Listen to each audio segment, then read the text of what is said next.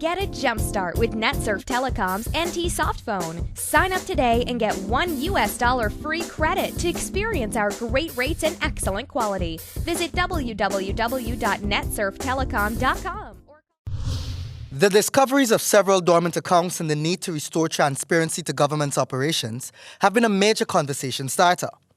However unintentioned they are, these casual gaffes have led to several persons in the know coming forth with information regarding corrupt practices of and under the previous administration, and the Ramotar administration's reluctance or failure to address these matters. In April 2011, then-President Jagdeo had imposed the ban on the trade of scrap metal, citing many irregularities attached to and resulting from the industry. The outcome? A select few were granted licenses to export scrap metal.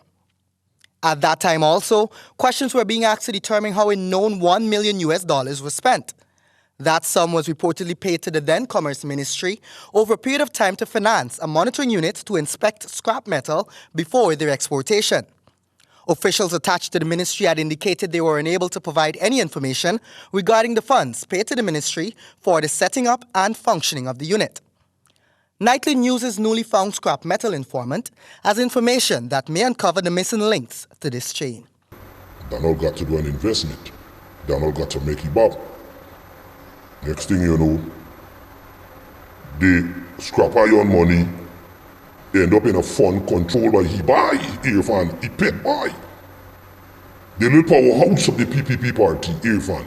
Our cloaked informant explains that once the monies are under this type of control, it made it easier to access by high-ranking government officials of the day. The telltale suggested that investigation should be conducted on certain properties since it would prove the very scrap metal fund aided in their construction. Scrap iron money is money that today we could pass down church. We can see a big fancy complex going on. Nearly there, but we know his partner's name. Some guy named Cliff and Parkers. And the big fancy investment is going on. It's being financed. Take it or leave it, exclaimed the whistleblower, highlighting the need for serious investigations. The informant added that this is a classic example of how the hierarchy of the PPP were enriched in a very limited time frame, becoming overnight millionaires and in some instances, GT billionaires. It was relayed that the PPP should be able to account for every cent in that fund. So, you find the whole scrap metal deal with bounty the government after.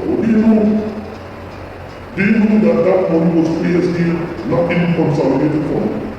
Our informant advised that information on several other funds can easily be had, especially those that had their purpose or functions intentionally changed. Irfan Ali has since sought to defend his stance in sections of the media regarding why that cupboard lays bare. Ali says there was merely a transferal from one ministry to another for better management. The former minister said the creation of a private bank account to house the monies associated to the scrap metal industry was Cabinet's decision, noting it should not be questioned since it is not a unique practice. For HGP Nightly News, Kingsley Bryan.